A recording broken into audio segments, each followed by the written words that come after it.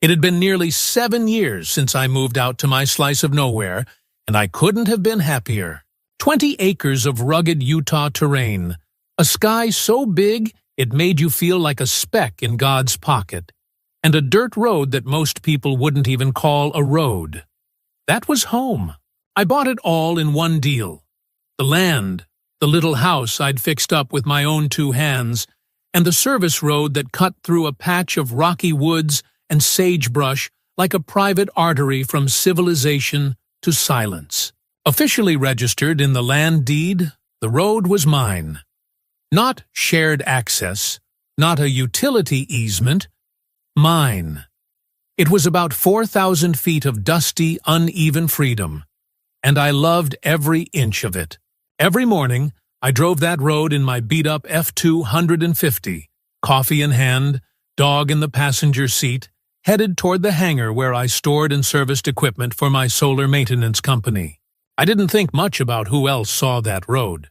There were no gates, no fences, no keep out signs. I didn't need them.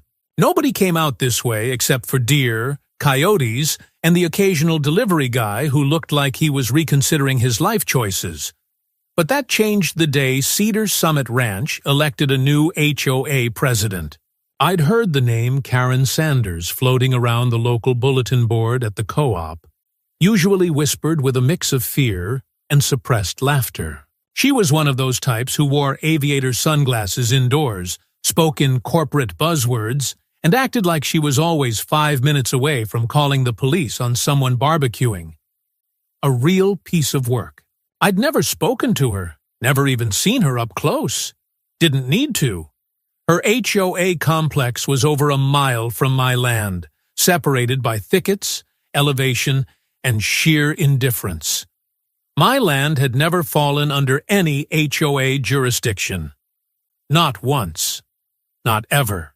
That's why I damn near spit my coffee when I drove back home one Tuesday morning and saw a brand new metal post installed just off the county road, on the mouth of my road. Welded onto it was a steel plate painted burgundy and gold, the HOA colors, reading, "Private Access, Cedar Summit Residents Only. All entry must be pre-authorized by HOA security."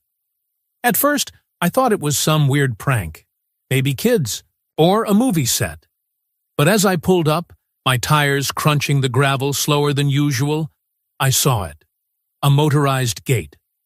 Fully operational, keypad, RFID sensor, little camera pointed directly at the windshield. I stopped. Just sat there staring at it. This wasn't some ranch-style gate put up to keep cattle from wandering. This was institutional, corporate, HOA-grade bullshit. On my land. I threw the truck into park and climbed out, boots kicking up red dust. There were fresh tire tracks beside the gate. Someone had been here recently, probably with a trailer. The cement footings were still a little soft. This thing had gone up in the last 24 hours. I walked around the gate, inspecting it like it was a UFO that landed where it wasn't supposed to. There was no note, no warning, no HOA rep standing nearby trying to explain things. Just the gate and the sign. Bold, authoritative, and completely full of shit. Later that evening, after I calmed down enough not to start sawing through metal, I called the county office. A nice woman named Teresa looked up the GIS map for me. Her exact words were, "Nope, Mr. Coalfield. That road is deeded to you. 100% private. HOA's got no claim on it." Exactly what I thought. So I drove down to Cedar Summit the next morning, parked just outside the HOA clubhouse, and asked for their president. Karen herself appeared at the doorway like she'd just walked off a political campaign trail. Heels, sunglasses, clipboard, smile that didn't reach her eyes. She greeted me like I was a constituent who'd just asked for more potholes. "Yes, can I help you?" "You can take down the gate you installed on my road," I said. Her expression didn't flicker. "Mr. Coalfield, Jake Coalfield, I own the property at the end of that road. And the road itself. Her smile widened, condescending now. Oh, that road. Yes, we've been discussing it in our meetings. You see, Cedar Summit has been absorbing responsibility for safety and traffic management in the area, and that road passes through what we consider a buffer zone. A buffer zone you don't own. Well, our security team now patrols the perimeter. It's important that we control access to protect our residents. I stared at her, blinking slowly. Lady, you just put a security gate on my private property. Karen made a little tisk noise and tapped her clipboard. I think there's some confusion. If you'd like to apply for a use authorization permit through our board, we can grant you access. It took everything in me not to laugh. I don't need your damn permission to use my own road. Well, then I suggest you contact legal counsel, she said, already turning away. All use of the access road must be cleared with our team going forward. Have a pleasant day. I stood there a moment, watching her disappear into her beige castle of bureaucratic nonsense, the clipboard swinging like a sword at her hip. I didn't call a lawyer. Not yet. I called someone better. Lieutenant Mark Dorsey and I go way back. We met back when I did some emergency repair work on solar arrays after a wildfire knocked out grid power for half the county. Mark's one of the few law enforcement officers who knows how to tell the difference between a land dispute and outright lunacy. I gave him a call, laid out the basics, and he just said, "I'll be there in 15. Don't touch the gate." I didn't. I waited. And that's when things started getting real interesting. Lieutenant Dorsey pulled up in his cruiser exactly 16 minutes after we spoke. He wasn't the type to waste time, or to show up late. The moment he stepped out of the vehicle, he squinted at the gate like it had personally insulted his grandmother. "You've got to be kidding me," he said, walking over to get a closer look. "They really installed this?" "Last night or early this morning," I replied, folding my arms. "Fresh cement, still soft. No notice, no permission." "On your deeded road?" "Straight through. I triple-checked with the county." Mark muttered something about HOA madness under his breath and walked around the keypad like he was studying evidence at a crime scene. Then he called in his partner, Officer Wheeler, who arrived 10 minutes later with a toolbox and a face like he'd rather be dealing with a hostage situation than HOA drama. As we stood there, a white SUV with the HOA logo on the door rolled up from the other side of the gate. It pulled to a stop, and out stepped none other than Karen Sanders herself, clipboard in hand, sunglasses firmly in place, mouth already moving before the door even closed behind her. "Officers!" she called out, as if greeting guests to a garden party. "Can I help you with something?" "You can explain why there's a barrier installed across private property," Dorsey said, not bothering with pleasantries. Karen's smile flickered. "This isn't just any property. That road crosses into our community's protective zone. We've taken responsibility for monitoring who uses it." "You don't own this road," Dorsey said flatly. "But we have concerns," she replied smoothly. "Security concerns. We've had reports of unauthorized traffic, suspicious activity. It's in the HOA's interest to—" Dorsey raised a hand. "Let's stop you right there, ma'am. You don't have jurisdiction, no authority. This gate is blocking lawful access to Mr. Coalfield's property." Karen didn't flinch. She pulled out a folder from her clipboard and handed it to him. "Here's a provisional access policy. Anyone who wants to use the road can fill out a request form, and if approved, we'll assign them a passcode."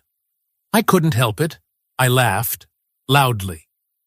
"Did you just try to hand a sheriff's deputy a request form for a road I own?" I asked. Karen ignored me, focused entirely on Dorsey, who was skimming the policy with the expression of a man reading a ransom note from a toddler. "This isn't just a civil issue," he said slowly. "This is bordering on criminal obstruction. You're denying a property owner access to their own land. That's unlawful." Karen started to speak again, some corporate babble about interim measures and community safety. But Dorsey had had enough. He turned to Wheeler. "Get bolt cutters from the cruiser," he said. "We're taking this thing down." Karen's voice rose. "That gate is HOA property." "No," I cut in, walking up to her. "That gate is sitting on my property, which makes it trespassing equipment." She looked at me like I'd just slapped her with a fish. "You're making a mistake." "No," Dorsey said calmly. "You made the mistake when you thought a fake access form gave you power over private land." Wheeler came back with bolt cutters and, without ceremony, sliced clean through the lockbox. The gate jolted, then sagged like it knew it had lost.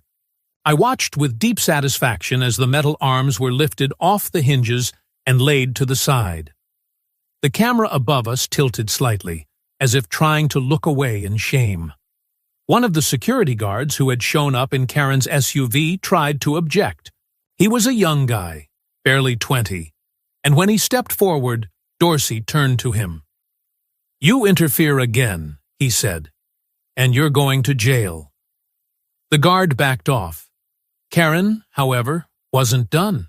She started making calls, loud and indignant, pacing beside the road and demanding to speak to county officials and legal counsel. She even threatened to sue me for property damage. Meanwhile, Wheeler began documenting everything: photos, footage, coordinates. The cruiser's dash cam was rolling, and I had a hidden camera up in the pines that had caught everything from her SUV, pulling up to the moment she started shrieking. And then, in the middle of her tirade, Karen turned to leave. But the second she got to her car, her face went pale. She'd parked just far enough off the road that her tires were now partially sunk in the soft gravel. And when she tried to reverse, the wheels spun uselessly. "Are you kidding me?" she muttered. Dorsey arched an eyebrow at me.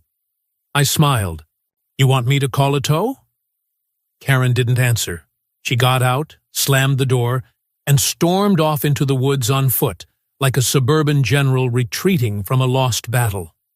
I stood there watching her go, dust still hanging in the morning air, the shattered remnants of her little gate lying on the ground like a monument to poor decision-making. Wheeler looked over at me. "You sure know how to pick neighbors."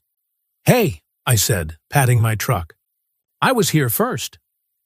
I figured that after getting publicly embarrassed, losing her precious gate, and walking herself back to Cedar Summit through a dry creek bed, Karen Sanders would lay low for a while, maybe retreat into HOA paperwork and passive-aggressive newsletters.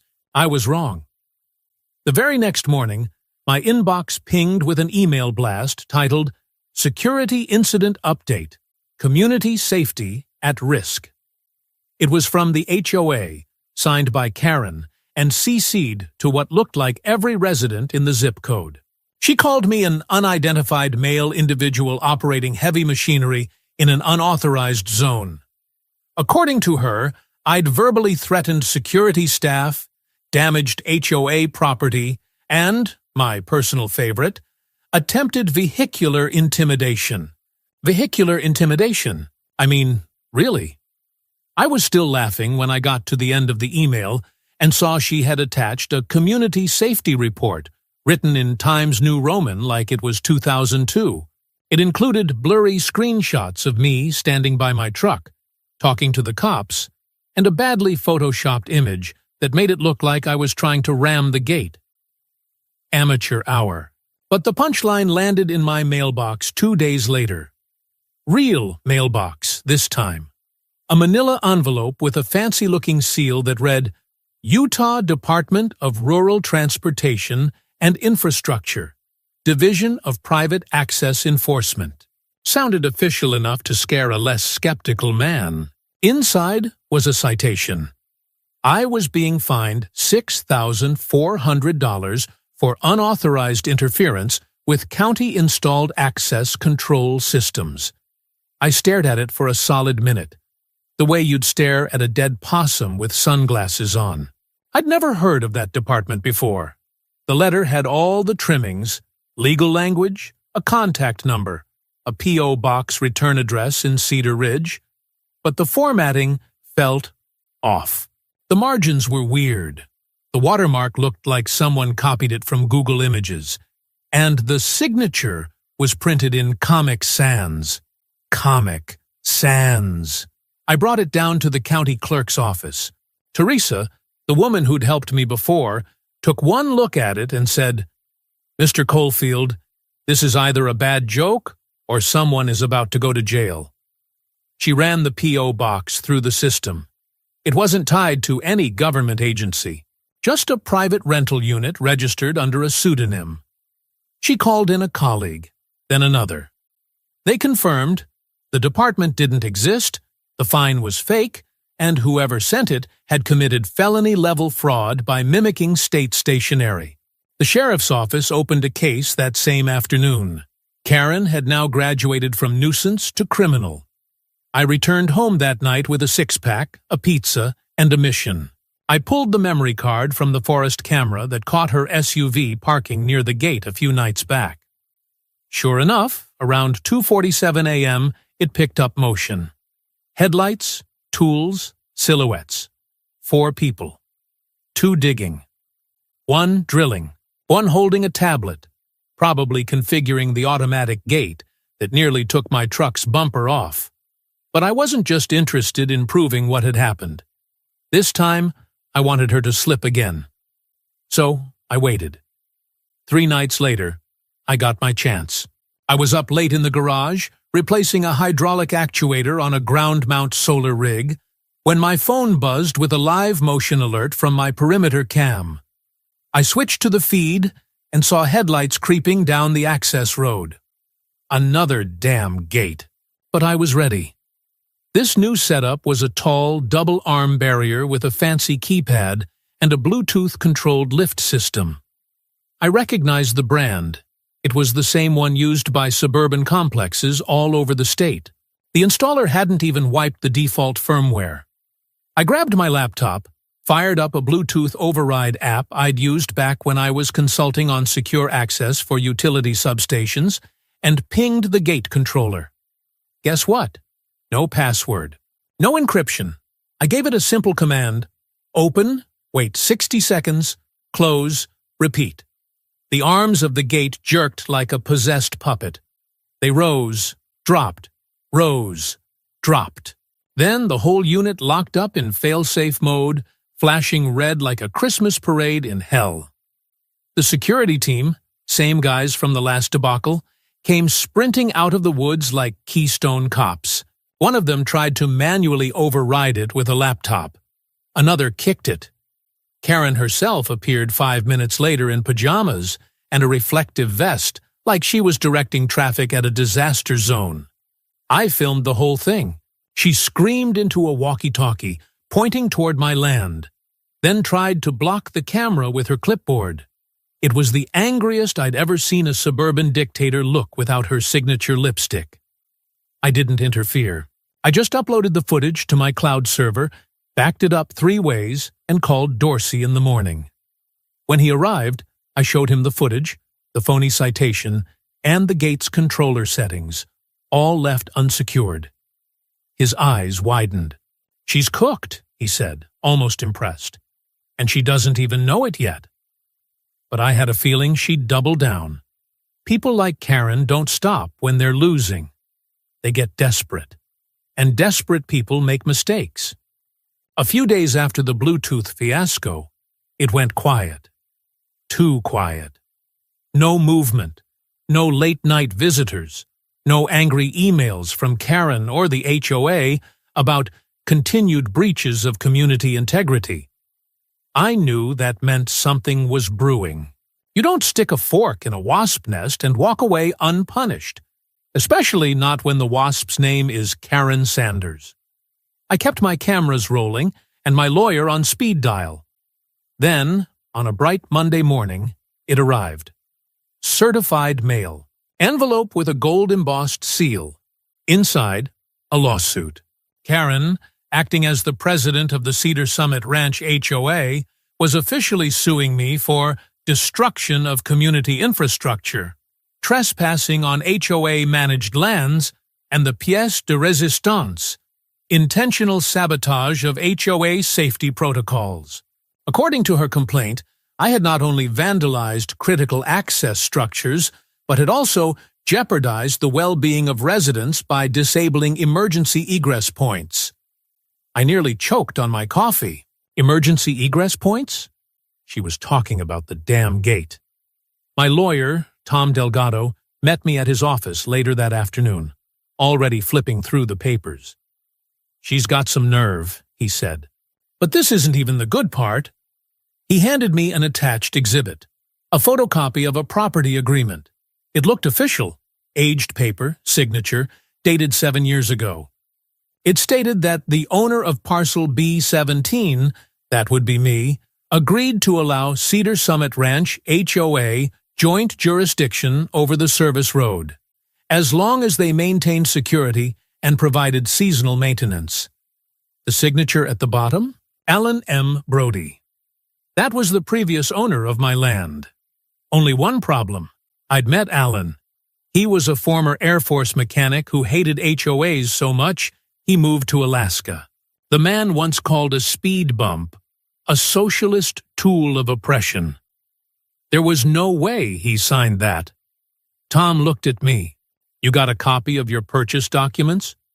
Framed above my bed.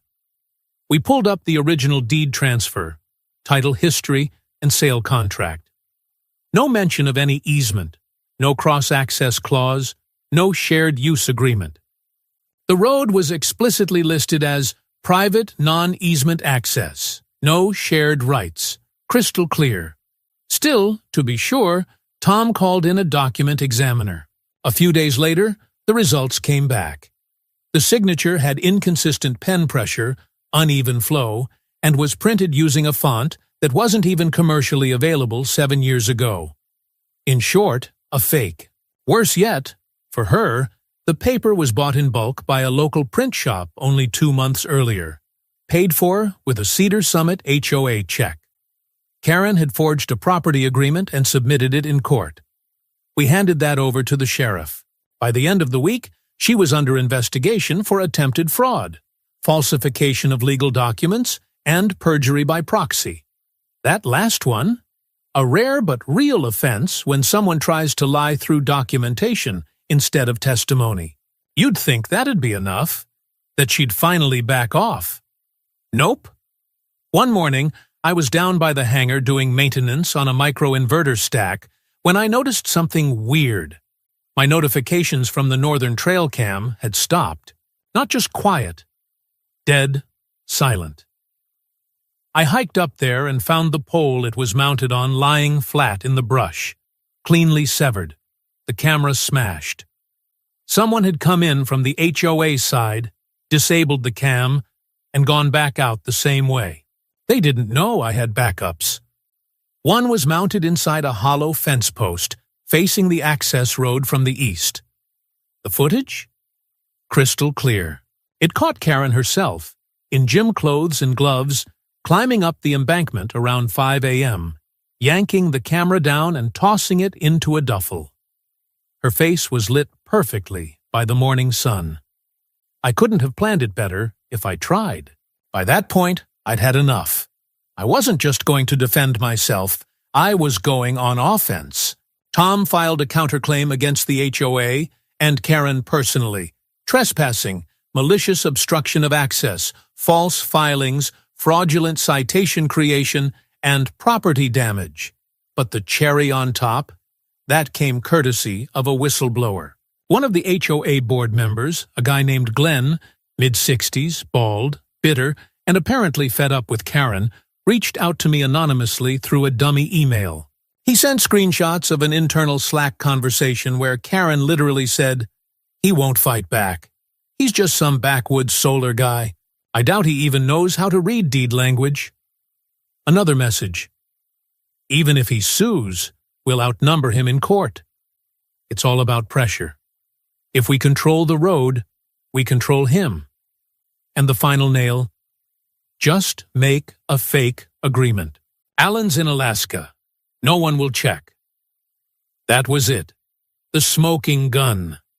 Tom called the DA's office personally. By then, the file we'd compiled was the size of a phone book. Video evidence, forged documents, internal communications, fraudulent mailings, and physical sabotage. The DA reviewed it all and referred it for formal prosecution. Karen was now staring down a criminal case. And I was just getting warmed up. By the time we got our court date, I'd already memorized every frame of footage, every clause of my deed, and every smug quote Karen had typed into her little HOA Slack like she was the evil queen of cul-de-sacs. I wasn't just ready, I was itching for it. There's a special kind of anticipation that comes from knowing you're about to publicly dismantle someone who tried to take what's yours and lied about it every step of the way. The hearing was set in the county's civil courthouse, a squat beige building with a leaky roof and a vending machine that only sold ginger ale. Tom and I showed up early. Karen arrived 20 minutes late, dressed like a Pinterest version of a paralegal, arms full of binders, fake confidence radiating off her like cheap perfume. She didn't look at me. Her attorney, a young guy in an overpriced suit, who seemed like he still called his mom for password resets, opened with a dramatic statement about preserving community safety and an ongoing pattern of aggression by myself toward the HOA. I rolled my eyes so hard I nearly dislocated something. Then it was our turn. Tom stood, calm and crisp, and began laying out the real timeline. No drama, just facts. He presented the deed first. Full ownership of the road, no easement, no conditional access. Clear as day. Then he showed the footage. First, the removal of the first gate with police present, then the sabotage of the second gate through remote override, and finally, the footage of Karen herself smashing my trail cam like a teenager caught tagging AVD Walgreens. The judge, a no-nonsense woman named Judge Holloway, didn't blink once during the footage. When Tom played the Slack messages from the whistleblower, her expression shifted. Not angry, not surprised, just cold, surgical. The kind of look that tells you someone's already made up their mind. And then came the forged agreement. Karen's attorney tried to introduce it again. Tom objected before the binder even hit the table. He walked the judge through the expert analysis. The anachronistic font, the paper's traceable source, the mismatch in signature pressure. It wasn't just fake. It was insultingly fake. Your Honor, Tom said calmly, this document was manufactured by the plaintiff or under her direction, then submitted to this court in an attempt to fraudulently assert control over property that clearly and legally belongs to my client. Karen stood, face flushed. That's ridiculous. That agreement is real. We've had it in our HOA archives for years. You mean since March of this year? Tom cut in. He handed over a receipt from the print shop showing the exact paper batch used. Ordered and paid for by Cedar Summit Ranch HOA, with Karen's name on the invoice. The courtroom went quiet enough to hear a hard drive boot. Judge Holloway leaned forward. Ms. Sanders, were you aware that this document was fabricated? Karen stammered. I was told it was archived. I didn't check. So you submitted it under oath, without verifying its authenticity? Silence. The judge nodded slowly, then turned to Tom. Please continue. We weren't even halfway through. Next came the false citation, the phony fine from the Utah Department of Rural Transportation and Infrastructure. We walked through its absurd formatting, the non-existent department, and the traceable rental box it came from. That box, as it turns out, had been rented by a third party whose mailing address matched Karen's niece. We showed it all. Then Tom hit her with the final piece, the financial records. He presented HOA accounting logs, recently subpoenaed, showing that Cedar Summit had paid a private contractor for both gates. That contractor? Cedar Horizon Group, LLC. Registered owner? Karen R. Sanders. Under her maiden name. The judge asked only one question. Ms. Sanders, were you aware that you were issuing payments to a company you personally own? Karen froze. Her lawyer looked like he wanted to evaporate. The judge sat back, let the silence stretch like a drawn-out scream, then said, I'm prepared to rule. What followed was music. First, the lawsuit against me, dismissed, with prejudice. No merit, no standing, no chance. Then came the sanctions.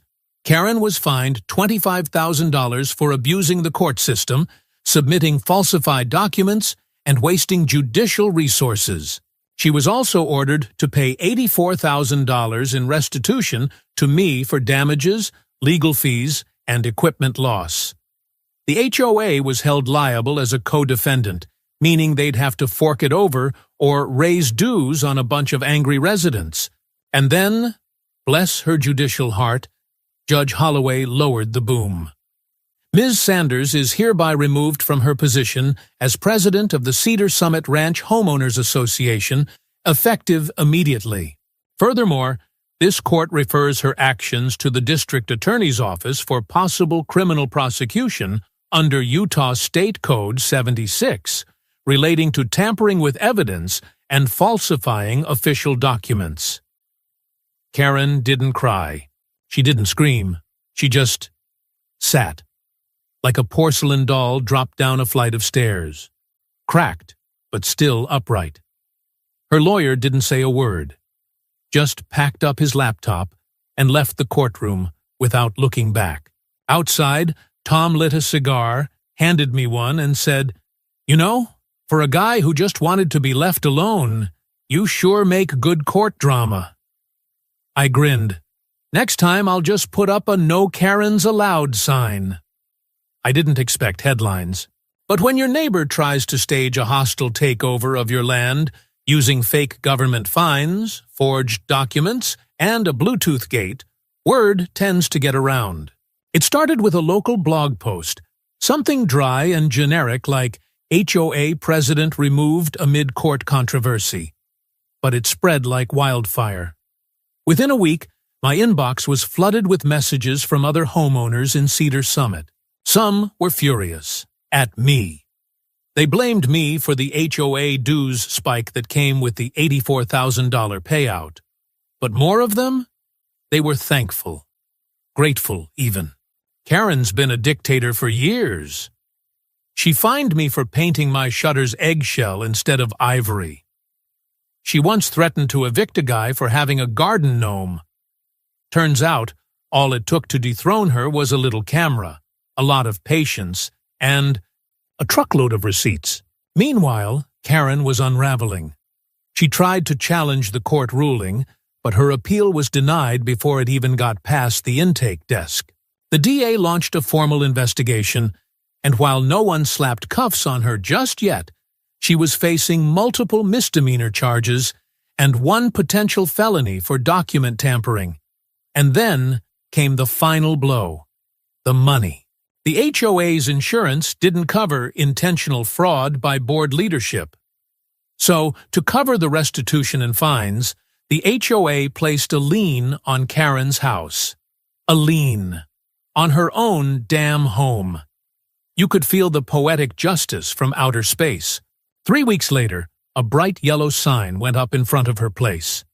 For sale by owner, motivated seller. Yeah, I bet she was motivated. I didn't gloat, publicly. Privately, sure.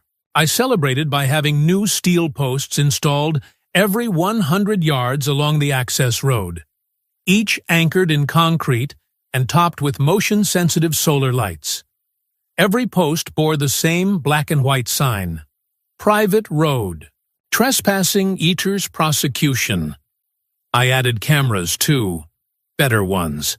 Thermal detection, night vision, real-time cloud sync.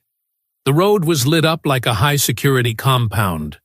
Not because I expected more trouble, but because I could. The new HOA board held a public meeting about restoring community trust. I didn't go, but someone sent me the minutes.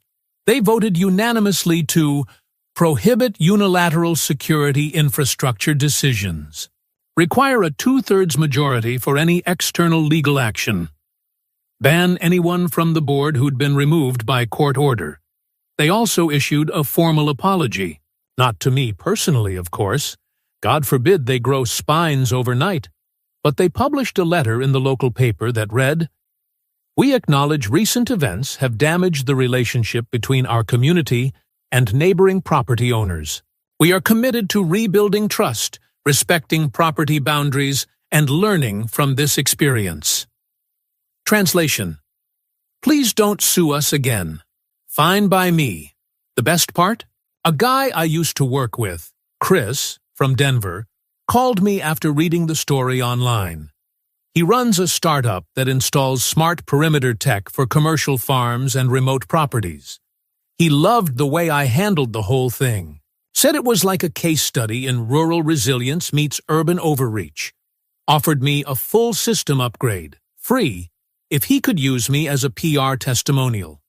Hell yes.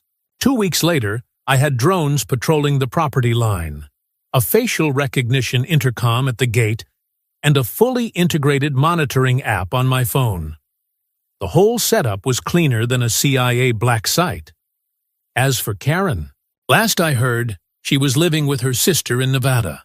Her house still hadn't sold, thanks to a little detail in the listing that now had to disclose pending legal complications. Every once in a while, I see a car parked near the old road entrance, like someone sitting there, staring. I don't go out to check. I don't have to. The cameras see everything. The air felt different now. Cleaner. Maybe it was the fresh coat of gravel I'd laid down the road, or maybe it was just the absence of HOA-induced cortisol. Either way, mornings had a stillness to them again. I could sip my coffee without checking security feeds every 5 minutes. The dog stopped barking at invisible bureaucrats in the brush. The world, for once, was quiet. But I wasn't done. I never liked to leave things unfinished. See, there was a little utility shack just beyond the original gate site. Back when Karen first tried to block me out, she'd ordered her crew to reroute some irrigation piping that technically wasn't hers to touch. In the process, they'd accidentally tapped into one of my groundwater lines, then pretended like it had always been part of their system. Petty theft, sure, but I hadn't forgotten. So, one sunny Friday afternoon, I drove out there with a pipe wrench, a hacksaw, and a Bluetooth speaker. I worked slow, methodical. By the time I was done, I'd restored the line to my original water tank and added a pressure valve that would give a very wet surprise to anyone who tried to reconnect it without knowing how it worked. Call it poetic plumbing. That night, just for fun, I hosted a little gathering. Not a party, more like a victory barbecue.